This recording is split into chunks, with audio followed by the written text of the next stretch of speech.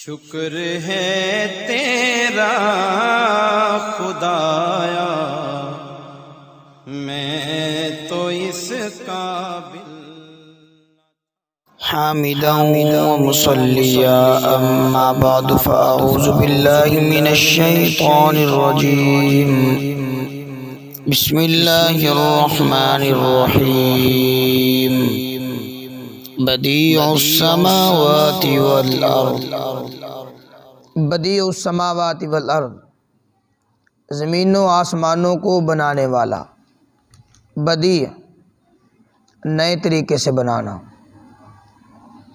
عدم سے وجود عطا کرنا،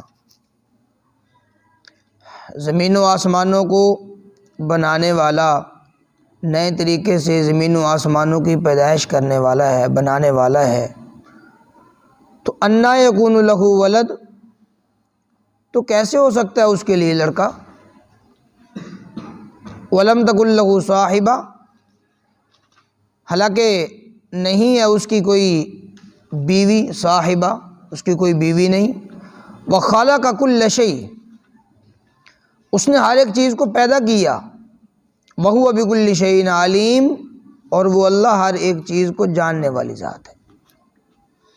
زمین و آسمانوں کو پیدا کرنے والی جو ذات ہے، عدم سے انہیں وجود عطا کیا زمین و آسمانوں کو، تو جو اتنی بڑی کائنات کو چلانے والی اور اتنے بڑے بڑے زمین و آسمانوں کو بنانے والی ذات ہے، وہ اپنا بچہ اس کا کیسے ہوگا؟ حالانکہ اس کی کوئی بیوی نہیں ہے۔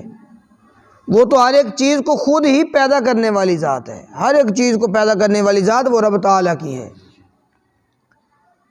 تو پھر رب تعالیٰ کی طرف یہ منسوب کر دینا کہ حضرت عزیر علیہ السلام اللہ کے بیٹے ہیں، حضرت عیسیٰ علیہ السلام اللہ کے بیٹے ہیں، فرمایا یہ غلط عقائد ہے، یہ عقیدہ بالکل غلط ہے۔ ولم تکن لہ صاحبہ، دیکھیے جو بیوی ہوتی ہے اس کے لیے رب کائنات نے قرآن مجید فرقان حمید کے اندر 3 طرح کے الفاظ استعمال فرمائے، صاحبہ، اور دوسرے نمبر پر زوجہ، اور تیسرے نمبر پر امرأہ۔ بیوی کا انسان کے ساتھ 2 قسم کا تعلق ہوتا ہے، ایک ہوتا ہے ذہنی تعلق اور ایک ہوتا ہے جسمانی تعلق۔ جہاں پر دونوں قسم کے تعلقات ہوں، جسمانی تعلق بھی ہو، ذہنی تعلق بھی ہو، تو اسے رب کائنات نے فرمایا ہے زوجہ۔ حضرت آدم علیہ السلام کے قصے کے اندر ارشاد فرمایا انت و زوجک الجنہ، آپ اور آپ کی زوجہ وہ جنت کے اندر ٹھہرے۔ یا ایھا النبی قل لازواجک، وہاں پر بھی زوجہ کا لفظ ہے۔ تو زوجہ کا لفظ رب کائنات نے وہاں پر استعمال فرمایا جہاں پر انسان کا اپنی بیوی کے ساتھ ذہنی تعلق بھی ہے اور جسمانی تعلق بھی ہے، اور جہاں پر صرف اور صرف جسمانی تعلق ہو، ذہنی تعلق نہ ہو، تو وہاں پر رب کائنات نے ایک لفظ استعمال فرمایا امرأہ، امرأۃ نوح، امرأۃ لوط۔ اب حضرت لوط علیہ السلام جو تھے، ان کی جو گھر والی تھی وہ کافر تھی۔ اب یہ صرف جسمانی تعلق تھا، ذہنی تعلق نہیں تھا، وہ مسلمان ہے وہ کافر ہے، صرف جسمانی تعلق تھا، وہاں پر امرأہ کا لفظ استعمال فرمایا، امرأۃ لوط۔ اسی طرح امرأۃ فرعون، چونکہ فرعون کی جو بیوی تھی حضرت آسیہ، وہ مسلمان تھی لیکن فرعون خود بہت بڑا کافر تھا۔ اب یہاں پر بھی لفظ امرأہ استعمال فرمایا کہ صرف جسمانی تعلق ہے، ذہنی کوئی تعلق نہیں ہے۔ اور تیسرا ایک لفظ ہوتا ہے صاحبہ، صاحبہ کا لفظ وہاں پر استعمال ہوتا ہے جہاں پر نہ کوئی جسمانی تعلق ہو نہ ہی کوئی ذہنی تعلق ہو، بس جیسے رب کائنات نے یہاں پر فرمایا وَلَمْ تَكُن لَهُ صَاحِبَةٌ، حالانکہ اس کے لیے کوئی بیوی نہیں ہے، اس کی صاحبہ ہے ہی نہیں، نہ کوئی جسمانی تعلق رکھنے والی، نہ اس کے ساتھ وہ ذہنی تعلق رکھنے والی، رب تعالیٰ کے ساتھ ایسا کوئی بھی شریک نہیں ہے۔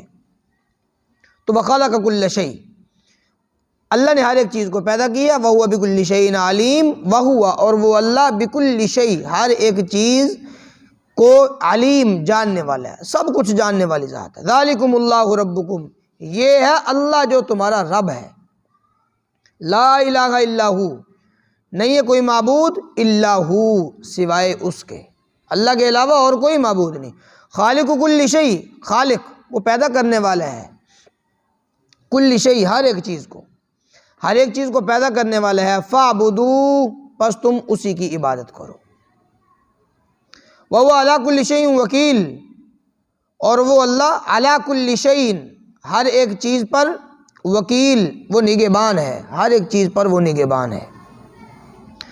رب تعالیٰ کی ذات اقدس لا تدرک الابصار وہو یدرک الابصار، لا تدرک نہیں پا سکتا، نہیں احاطہ کر سکتی، الابصار آنکھیں، کوئی آنکھ اس کا احاطہ نہیں کر سکتی، کوئی آنکھ وہ رب تعالیٰ کو نہیں دیکھ سکتی۔ وہو یدرک الابصار، اور وہ اللہ یدرک الابصار، وہ احاطہ کرتا ہے الابصار آنکھوں کا، وہ اللہ دیکھنے والا ہے، اور اللہ کو کوئی ذات کوئی آنکھ نہیں دے سکتی، کسی کے اندر اتنی طاقت نہیں ہے کہ وہ رب تعالیٰ کو دیکھ سکے۔ ہاں جنت کے اندر رب تعالیٰ کا دیدار نصیب ہوگا، رب کائنات کا وہ جنت کے اندر دیدار نصیب ہوگا۔ حدیث مبارکہ ہے، ارشاد فرمایا کہ جنت میں جب ساری کی ساری نعمتیں انہیں عطا کر دی جائیں گی تو اس وقت کہا جائے گا کہ کیا جنتی ہو، کیا کسی نعمت کی اور بھی ضرورت ہے؟ تو جنتی کہیں گے یا باری تعالیٰ تو نے ساری قسم کی ہمیں نعمتیں عطا فرما دی، اور کون سی نعمت ہے؟ تو رب کائنات پھر پردے ہٹا کر اپنا دیدار کروائیں گے جنتیوں کو، اور یہ سب سے بڑی جنتیوں کے لیے سب سے بڑی نعمت ہوگی۔ لا تدرک الابصار، یہاں پر کیا ارشاد فرمایا کہ نہیں دیکھ سکتی اللہ کو کوئی آنکھ، کوئی احاطہ نہیں کر سکتی اللہ کا۔ یہ دو چیزیں ہوتی ہیں، ایک ہوتا ہے ادراک اور ایک ہوتی ہے رؤیت۔ رؤیت کا معنی ہوتا ہے دیکھ لینا، ادراک کا معنی ہوتا ہے کسی چیز کا احاطہ کر لینا، کسی چیز کا احاطہ کر لینا۔ اب موسیٰ علیہ السلام اپنے لشکر کو لے کر مصر سے نکلے تو فرعونیوں نے وہ آ کر پیچھے سے جو حملہ کیا، آ کر جو دیکھا اب موسیٰ علیہ السلام کے لشکر کو، قال اصحاب موسیٰ انا لمدرکون، جو موسیٰ علیہ السلام کے جو صاحب تھے وہ کیا کہنے لگے؟ انا لمدرکون، وہ دیکھو فرعونیوں نے ہمارا احاطہ کر لیا ہے، فرعونیوں نے ہمیں دیکھ لیا ہے، وہ فرعونی اب ہمارا احاطہ کرنے والے ہیں۔ ایک ہوتا ہے احاطہ کرنا، ایک ہوتا ہے رؤیت۔ رؤیت معنی دیکھنا، لا تدرک الابصار، نہیں احاطہ کر سکتی، یعنی رب تعالیٰ کا دیدار ضرور جنتیوں کو نصیب ہوگا، لیکن اللہ کا پورا احاطہ کر لے ہماری نگاہ، ایسا ممکن نہیں ہے کہ جنت کے اندر بھی ہماری نگاہ اللہ کے وجود کا اور پورا کا پورا احاطہ کر لے، پوری کی پوری رب تعالیٰ کی قدرتوں کو دیکھ لے، ایسا ممکن نہیں ہوگا۔ ہاں رؤیت ضرور ہو جائے گی، دیکھ انسان لے گا۔ لا تدرک الابصار، نہیں احاطہ کر سکتی کوئی آنکھ اس کا، وہو یدرک الابصار، اور اللہ کے احاطے میں ہے الابصار آنکھیں، سب کا سب رب تعالیٰ کے احاطے کے اندر ہے۔ وہو اللطیف، کوئی بھی آنکھ اللہ کا احاطہ نہیں کر سکتی، اس لیے کہ وہو اللطیف، وہ بڑی لطیف ذات ہے، وہ بڑی لطیف ذات ہے، اور اللہ نے سب کا احاطہ کیا ہوا ہے۔ الخبیر، اس لیے کہ وہ باخبر ذات ہے، اللہ ہر ایک دیکھنے والی ذات ہے۔ قد جاءکم بصائر من ربکم، تحقیق کیا ہے تمہارے پاس بصائر، دلائل، من ربکم، تمہارے رب کی جانب سے۔ فمن ابصر، پس جو شخص اسے دیکھے، فلنفسی، پس وہ اس کی ذات کے لیے ہے، یعنی رب تعالیٰ کی ان قدرتوں کو، اللہ کی ان نشانیوں کو دیکھ کر وہ ان پر عمل کرے اور رب تعالیٰ کی جانب وہ کھنچا چلا آئے اور اسلام کی طرف، دین کی طرف وہ راغب ہو جائے، تو فرمایا فلنفسی، بس وہ بھلا اسی کی ذات کے لیے ہے۔ ومن عامی، اور جو شخص اندھا بن گیا ان دلائل سے، فعلیہا، پھر اس پر ہے، یعنی اس کا وبال، اس کا عذاب پھر اسی پر ہوگا۔ وما انا علیکم بحفیظ، اور میں تم پر نگہبان نہیں ہوں۔ اب یہ بھی ارشاد فرما دے اے محبوب کہ میں تم پر نگہبان نہیں ہوں، نگران نہیں ہوں میں تم پر۔ وَكَذَلِكَ نُصَرِّفُ الْآيَاتِ، اسی طرح ہم نے نصرف، بیان کر دی آیات، ہم آیتیں طرح طرح سے ہم بیان کرتے ہیں۔ وَلِيَقُولُوا دَرَسْتَ، تاکہ وہ لوگ، کافر لوگ بول اٹھیں، وہ لوگ کہیں درستہ، آپ تو پڑھے ہیں۔ وَلِنُبَيِّنَ، تاکہ ہم بیان کر دیں، لِقَوْمِ يَعْلَمُونَ، ایسی قوم کے لیے جو یعلمون، علم رکھنے والی ذات ہے، جو قوم جاننے والی ہے، ہم اس کے لیے اس کو واضح کر دیں، اس کو بیان کر دیں۔ اتبع، آپ اتباع فرمائیے، ما اوحیہ، اس کی جو وحی کی گئی آپ کی طرف، من ربک، آپ کے رب کی جانب سے، اے محبوب آپ اسی کی اتباع فرمائیے۔ یہ نہیں کہ اللہ کریم جل شانہ نے اپنے محبوب کو صرف اس کے اندر وہ نصیحت فرمائی ہے، بلکہ آقا کریم علیہ السلام کے توسط سے اس جملے کے اندر ساری کائنات کو، لوگوں کو وصیت فرمائی ہے، نصیحت فرمائی ہے۔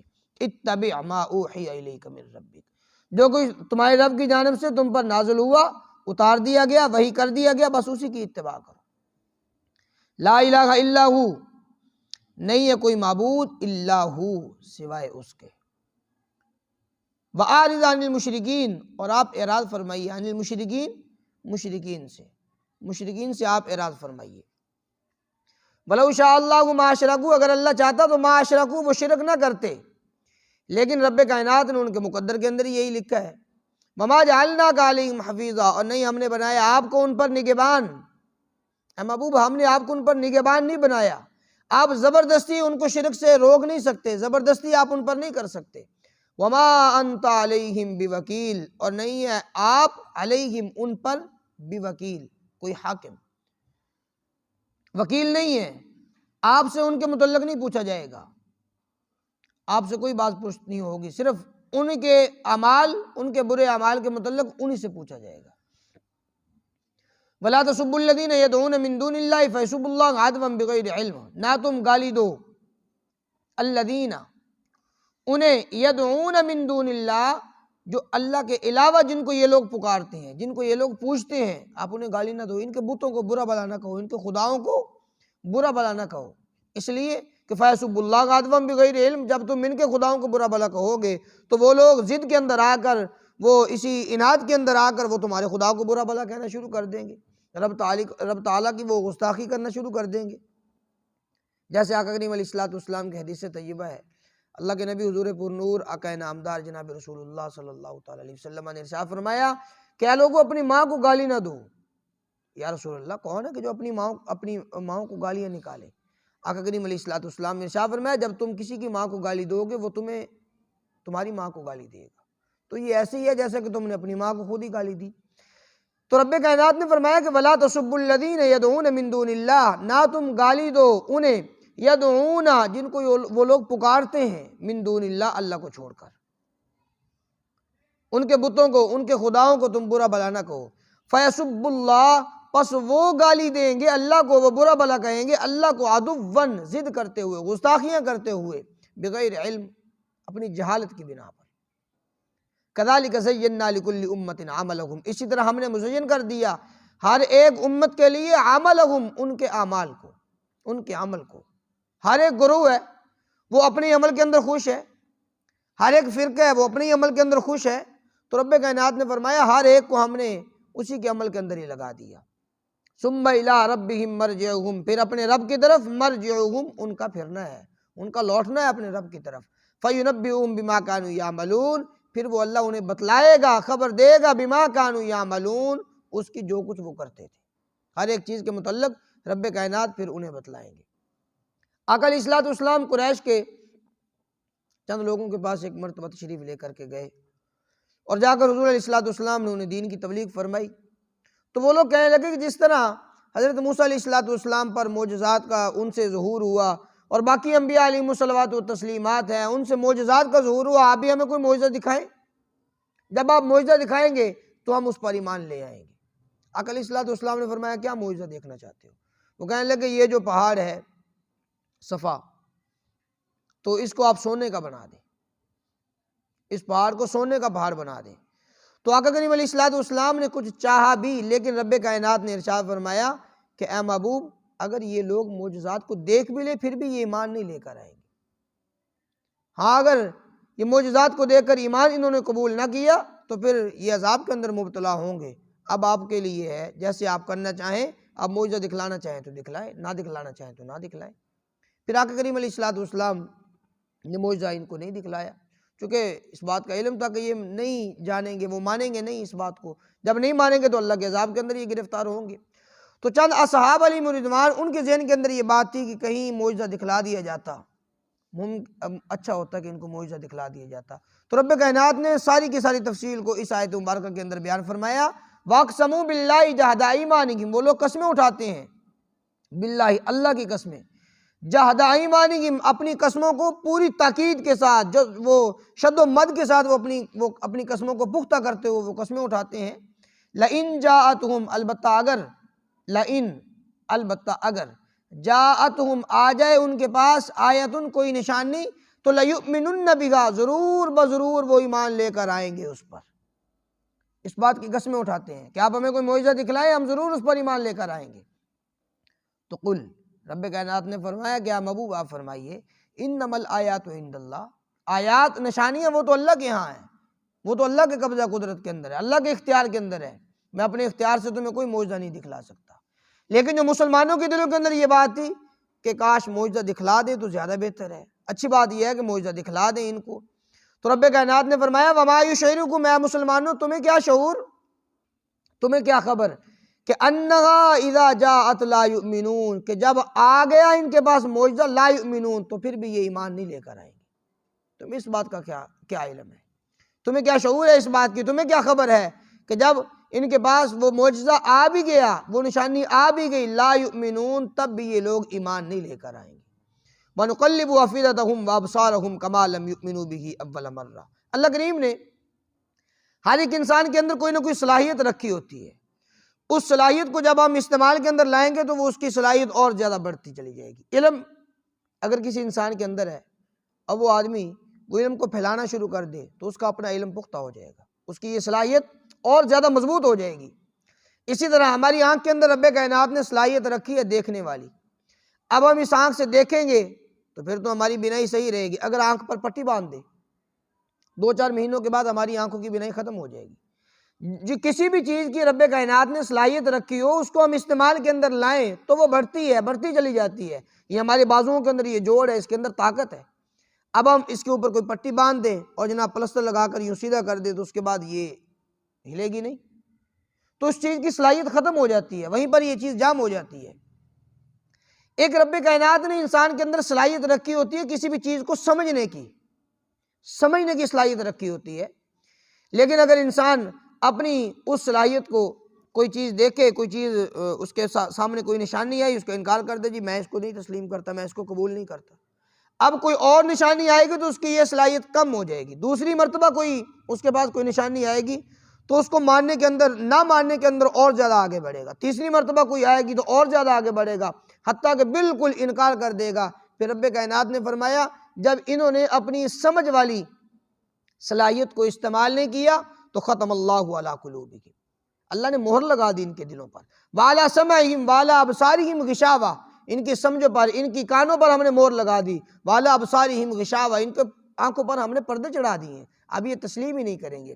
تو اسی کو رب کائنات نے فرمایا کہ وَنُقَلِّبُ أَفْئِدَتَهُمْ، ہم الٹا دیں گے ان کے دلوں کو، وَأَبْصَارَهُمْ، اور ان کی آنکھوں کو، كَمَا لَمْ يُؤْمِنُوا بِهِ أَوَّلَ مَرَّةٍ، جیسا کہ وہ نہیں ایمان لے کر آئے پہلی مرتبہ بھی جیسے انہوں نے ایمان قبول نہیں کیا، اب تو انہوں نے بار بار انکار کر کے اپنی صلاحیت کو ختم کر لیا۔